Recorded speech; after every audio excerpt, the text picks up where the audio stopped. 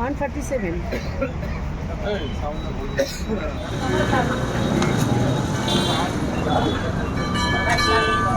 সংগঠন পার্টি তার প্রতিশ্রুতি দিচ্ছে, সেটা বজায় রাখবে। আমাদের মধ্যে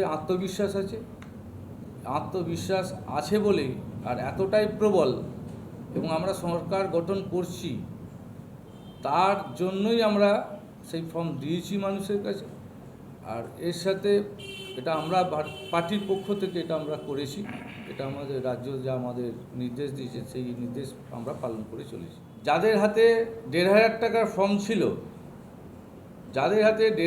ফর্ম ছিল, সেই ফর্ম যারা ফিল আপ করেছে সেই অর্থ তারা পায়নি। যাদের কিছুদিন ঢুকেছে অর্থ, কিছু বছর পর্যন্ত তাদের বন্ধ হয়ে গেছে, তারা হাজার হাজার লোক হাওড়া কোর্টে এসে লাইন দিয়ে যাচ্ছে, লাইন দিতে দেখা গেছে।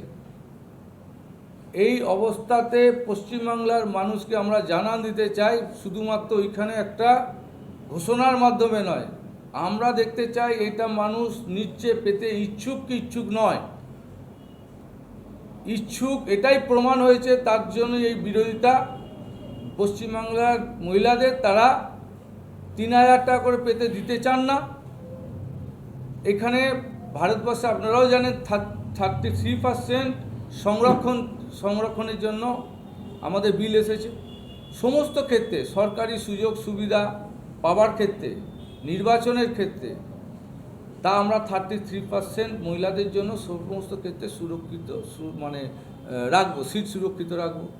বিধানসভা বলুন, লোকসভা বলুন, পঞ্চায়েত বলুন, এবং সরকারি চাকরি ক্ষেত্রে বলুন, এবং সরকারি বাসে আমরা মহিলাদের জন্য সম্পূর্ণ ফ্রিতে যাতায়াতের বন্দোবস্ত করব।